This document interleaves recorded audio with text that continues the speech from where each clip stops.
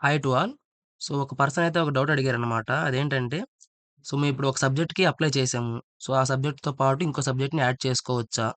మేము అప్లై చేసుకున్న సబ్జెక్ట్‌లో ఒక కోర్స్‌కి ఎలిజిబుల్ అవుతాం కదా! అని చెప్పని ఆ డౌట్ అయితే అడిగారనమాట. సో, ఆ డౌట్ అనేది క్లారిఫై చేయడం కోసం నేను ఈ వీడియో చేస్తున్నాను. సో, ఫస్ట్ అయితే గుర్తుపెట్టుకోండి. మీరు ఒక సబ్జెక్ట్‌కి అయితే అప్లై చేశారు. అంటే ఆ సబ్జెక్ట్‌లో ఉన్న కోర్సెస్ అన్నిటికి ఎలిజిబుల్ అవుతారనమాట. సో, అది తెలుసుకోండి. అంటే మీరిప్పుడు ఫర్ సపోజ్ లైఫ్ సైన్సెస్ అనే పేపర్‌కి అప్లై చేశారు మీరు. సో, ఇది లైఫ్ సైన్సెస్ 301 పేపర్‌కి మీరు అప్లై చేశారు. సో, ఈ పేపర్ అనేది యాడ్ చేసుకున్నారు. ఇందులో ఉన్న 31 కోర్సెస్‌కి మీరు ఎలిజిబుల్ అవుతారు.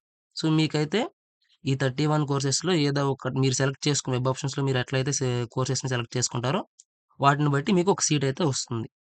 సో, ఏంటంటే మీరు డిగ్రీలో ఒక 3 గ్రూప్స్ అనేవి చేసుంటారు. ఫర్ ఎగ్జాంపుల్ ఏంటి బోటనీ, జువాలజీ, కెమిస్ట్రీ అట్లా చేసుంటారు.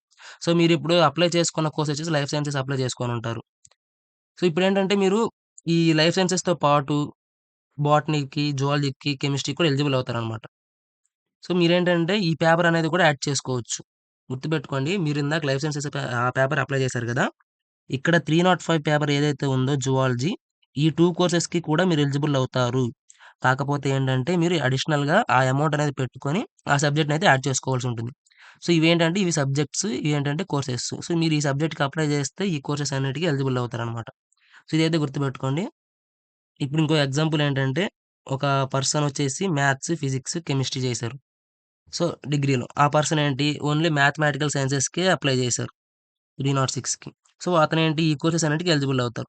ఒకవేళ అతనికి కనుక ఈ కోర్సెస్‌లో సీట్ రాకపోతే, అంటే ఈ పేపర్‌లో మార్క్స్ తక్కువొచ్చి, ర్యాంక్ తక్కువొచ్చి సీట్ అనేది రాకపోతే, అతనికి కావాల్సిన యూనివర్సిటీలో సీట్ రాకపోతే, అప్పుడు ప్రాబ్లమ్ అవుతుందనమాట.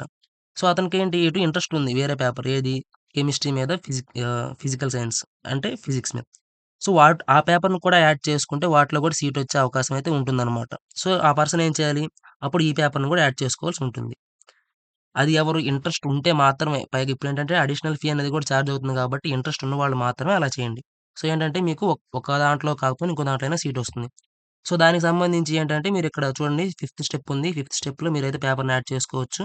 మీరు యాడ్ చేసుకున్న తర్వాత మీకిక్కడ మీ పేపర్ ఉంటుంది. మీ పేపర్‌తో పాటు మీరు యాడ్ చేసుకున్న సబ్జెక్ట్ కూడా యాడ్ చేసుకోవచ్చనమాట. సో, ఫస్ట్ అయితే మీకిక్కడ ఒక పేపర్ ఉంటుంది.